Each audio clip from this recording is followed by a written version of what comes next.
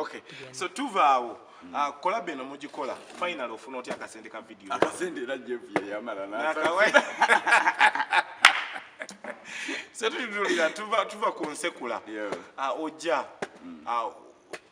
Who is who nensekula ani asooka? Who is who ya mwaka guwedde. Waliwo yes no. Amanyanga yes no sorry. Yes no because wali ne Frank nga shooting. In fact that interview you introduced Fikfa Maika. Yaita nafuka nsonga nzikira interview. Ojikira mu yali ndege bali de scene njirina alali ne muitala okabazanyira ko kabya inde scene kati yajja kafuna feel because zenze ke yagiteka atenze na muita bwisi kumuwamu na feel interview nzikira it is something 2 years 3 years back. Like 3 years. Yes, no. 2 years and a half. Mabega kawo. So yes, no. Abantu bajja obalite tabu. Yes, no. Kati ngabo wambozeza luyimba kyo lwaso kansekula yanyanjula mu bantu. Nsekula kwandira ne shibabi ki. Naye kati ato lwakatiriza nga fefe busaze. Yes, no. Yes, no. Yes, no yali amanyi nnyo. Ne batwandika n'ebigambo yakyoseza kuva Kenya. Yachi yojibye. Ojijjawo ekitufu kiri kye ojijjawo wajoza yali kwalali. Nze ndi rapper. Rapper okola music bamuyita hip hop oba wetaaga research. Wombo udoko wombo tano mirundi akona wakona engala byo bawe oba wetaaga obwongo ngachi understand so ko wanonyereza buli woba umuddemu bononyereza kitegere ne ngabola bahuyizi ukakala sanga naboza idea najijjawe yaki mboba mpalana na inzira nali ku research nenda bayo nolabe kinzo kuleta ebugu mu katale nkangubulire lupinze kyengamba tekyali kintu kipya kitufu kikadde noyozamu okwata kintu n'okirungiya modifying byonna biri modified babera modified ebisinga ebiriwo kati byonna olaba n'engoye ezijja kati bongerako bakyusa so tutunulire tuva ku yes no aleetebwa then tujja omwaka oguwedde ozukusiza amagege waleeta ensasage n'ozukusa emirambo abantu bwe twali twerabira n'omukulu the Regional General Zamba gye yali n'asuulamu kijja kitojjawa who is who feeling ejja etya nga bwe nkugambye nkola research kati nze nyina balwapa abanyumirwa benyumirwa ba Jay-Z Nazi okitegeera kati nze nali ndaba nakola beef music documentary ya Jay-Z Jay-Z nga bamubuuza balina akaseera ke bamubuuzaako nga beekuba ennyimba ne Nas nga balwanira King of New York okitegeera ono wa Brooklyn ono yali wa Brooklyn Jay-Z nga Nas naye alina gyava naye nga bonna bali mu New York kati nga baagalako kabaka wa New York kati Jay-Z ye yasooka n'akuba Nas eriye mugoba mu kibuga ne bamupakingirako eriye ne bamugamba Nas omusajja agisumuludde akugobye ekyaliwo New York tekibangawo ngeri Jay-Z gyakubye tolina wogiwonera akasajja ka Nas kagiddamu Jay-Z ne bamupakingirako kani nozala inspiration jekola jeva nanyumirwa nnyo nga ndaba abasajja beeragako obukugu mu skill mu talent understand okitegeera so wane Kampala by the Kampala wano wegombani fefe nga tunagenda buli kubevuero twade inspiration y'abasajja abo tundi abarapa abamanyi wane Kampala yakusikiriza ngo Diego Gravity gwabeeranga naye botunulira bawa ageza ko izo kugamba Gravity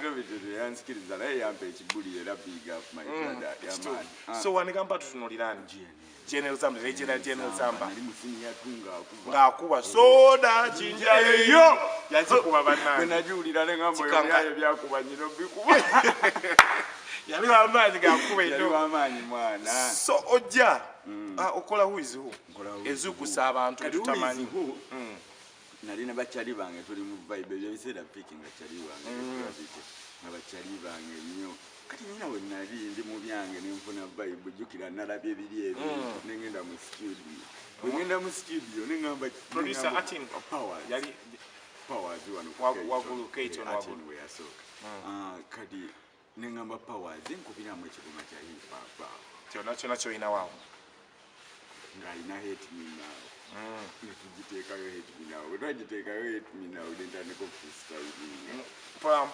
jukira bali bakyali bange bwekiri kati saalikodinga nga likodinga oluyimba mbunkola luyimba ngenda luta kati bwe na freestyling abaali mu studio omuliro ne gukolaki ne gukwata gomanyi kyokoze tugite bagamba ate mu mbuga zifite bulinde ngenda okukeera ku makya zai music omumanyi zai music mumanyi yata kabaka okutambuza endongo Eastern Central wansi ku ground tomwesinda ate teyagitanga simanyi genda oli anti yagisumuludde nga yakubye dda nga amasimu ganzita ngamba wayo makanika kyewamukoze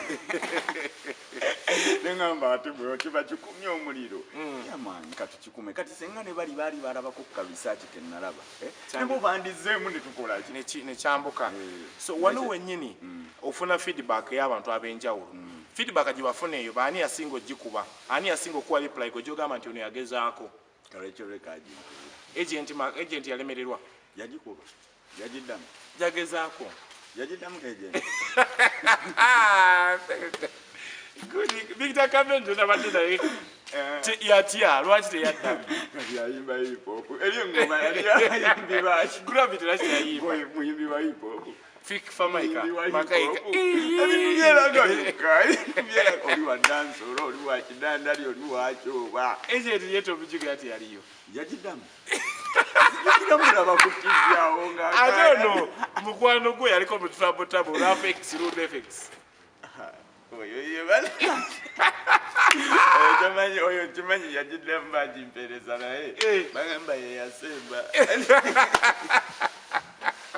so Pepe kirule myaka 2019 oli myaka emeka kati mu industry so far bukyojja myaka ena tulina ennyimba meka nyimba nyingi tonakola kivulu abantu bagamba otyo okufaanana nga munne yali ekyaddondo kiba kibi banga bamufaanane lwaki tonakola ekivulu tolaba mirembe gye nnyina akolayo gezesa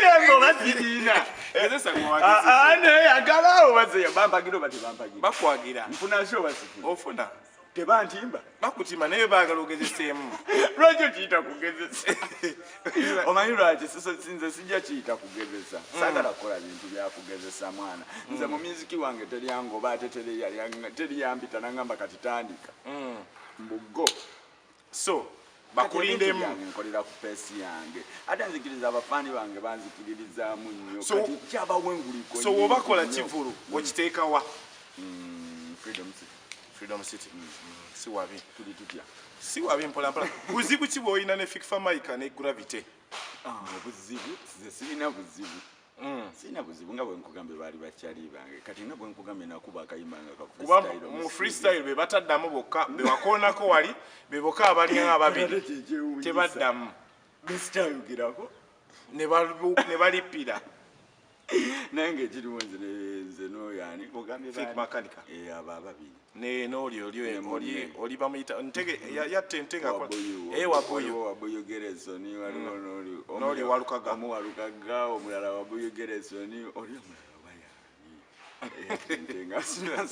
bamuyita erinnya lyeddala lyerabidde naye ng'ajja nakwesimbawo bambi awo muwagira awo ojja muwagira so Fefe atutunulire omwaka guno mbadde nkugamba obuzibu bwabo bakyali obuzibu obwaliwo olupema kuba kayimba nga bwe nkugambye nenkuba freestyle omwana n'akata mu studio ate nga tubadde bakyali banyiiga naye si banenya nange bwe mbabbo nkolaki nga tosoose kubuuza kukona ku muno nti wayikanteeka naye ate Fik namukubira n'omugamba waliwo ekifulumye akayimba kafulumye ng'akafunye n'okukafuna n'omunyonnyola samunyonnyola namuyita namukubira ne mugamba oliwa nangamba mbadde ndi eno munyonyombo jangu wano wetubeera bulijjo kuba twali tusiiba ffenna nangamba kabulaza nyina byempulira naye kiki konza sokujje kabulaza tukole ki wasembayo ddi okugenda ne Fik Famaika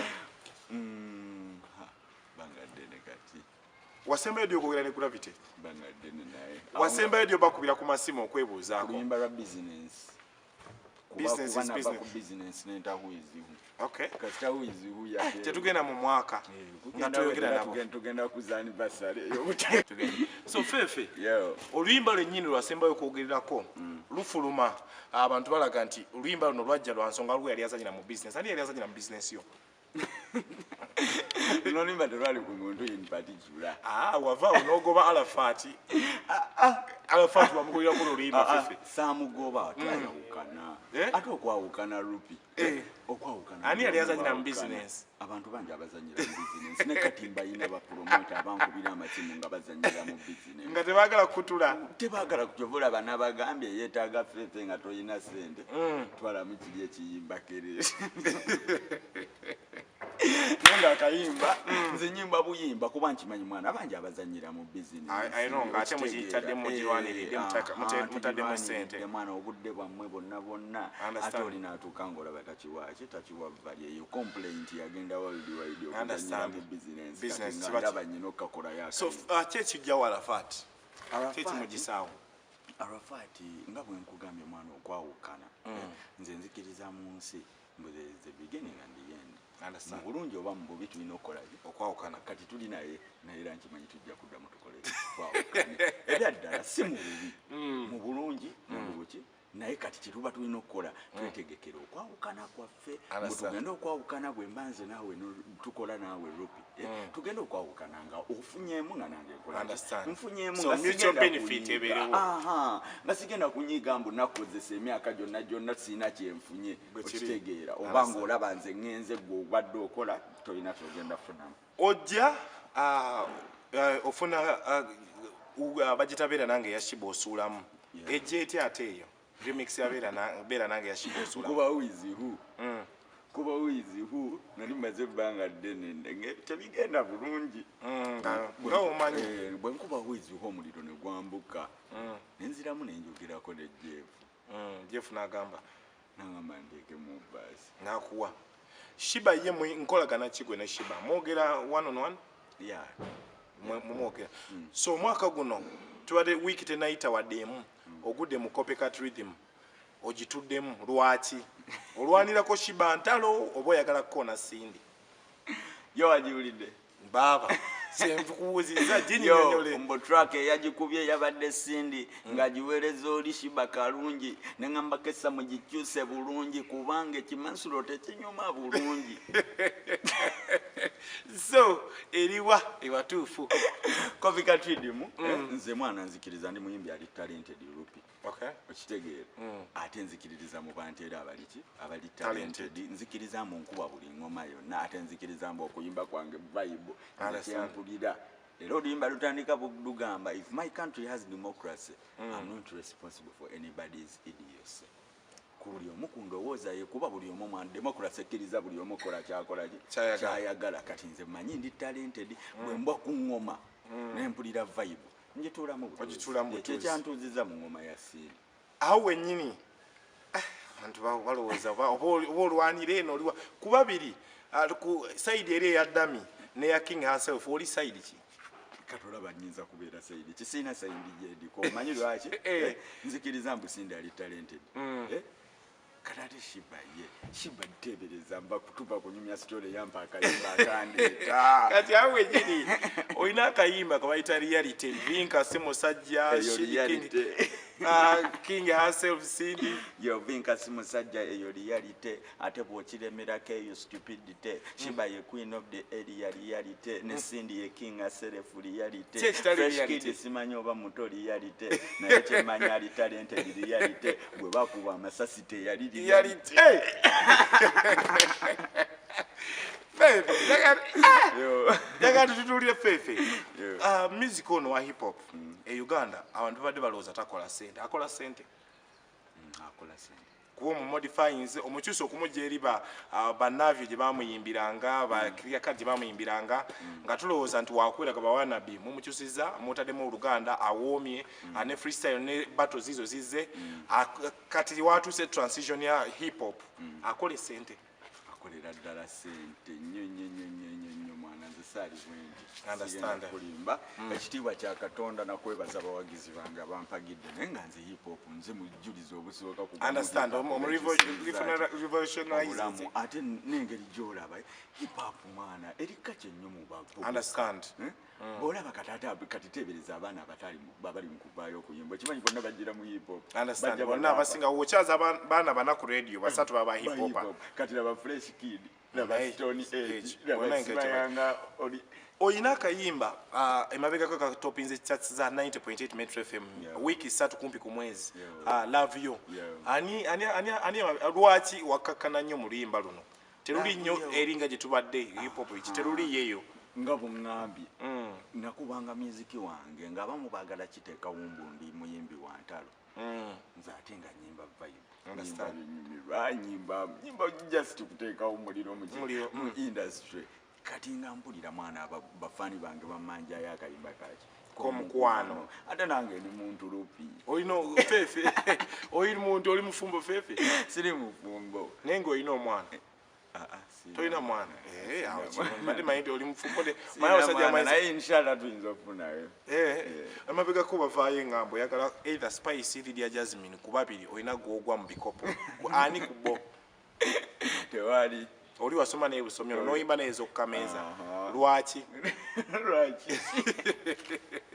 lupita okuba muliro naye nga Spice alina obuwe Lydia Jasmine ani owa Spice oba yani atera okunyumya naye ate jazi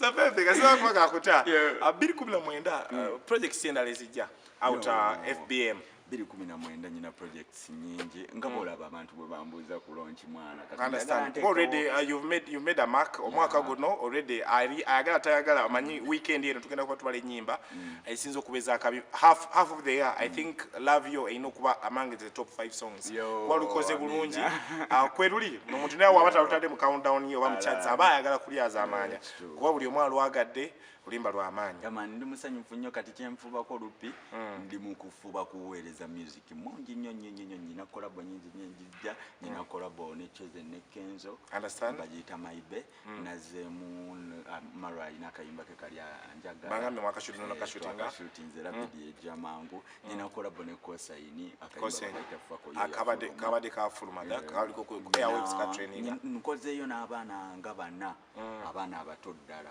kubanze nange nga bwe bampa chance nange nyina benjala chance waliwo gye nakoze ne omwana bamuyita Harike ero jamulaba ojjamu balagako Star TV ne Metro na oli wamu waliwo omulala gwe nakoze naye bamuyita Fata oyo in fact chali wange ya mulimba bamuyita Alan Soja yamanya video era yajikutte musajja directing a video yali akolako side eri kuliko TV blood wange wakabinyo bambi so fefe akubooking akola ati akufuna ati ani mutufu emabega ko engambo zivaayo ziraga bali wali osibiddwa ekibuye ku police booking yagenda wakyamu oba gwakwata booking izo okusibwa kiki bayita okusibwa omanya abana Uganda obuzibu betulina tutya police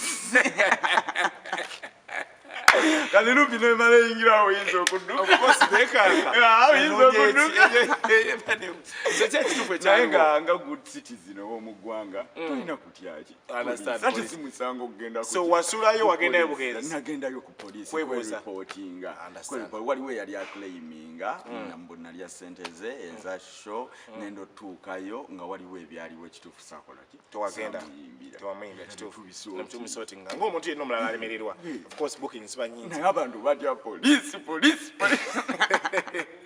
so katuduka fefe ani omutuufu akwata booking izo neera afuna music wo amufuna atya amujjawa Yaman, Fefe Bosi amwagala nkola ne manager Arafat, big up manager Arafat, chali wango yo mwana rupi mwana. Amini mubadde naye omugobye natta wali wabiganya mugoba twaya ukana.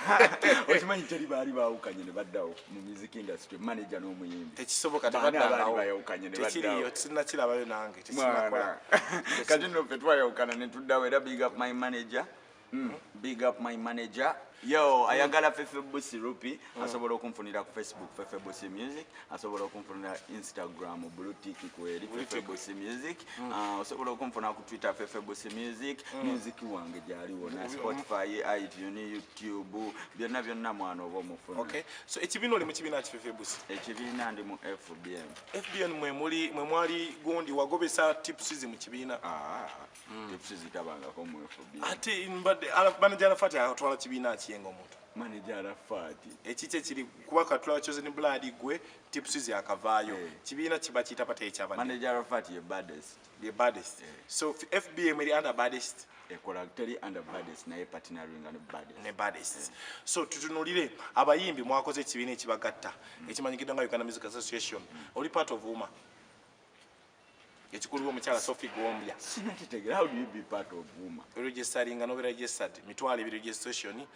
Tuinawo Big Eye kwali, the Vixen kwali ku cabinet abamu kubaliyo bayimbi. So mu mbeera eyo don't have any idea about the association. Sinaba registering naye ndabikanja registering.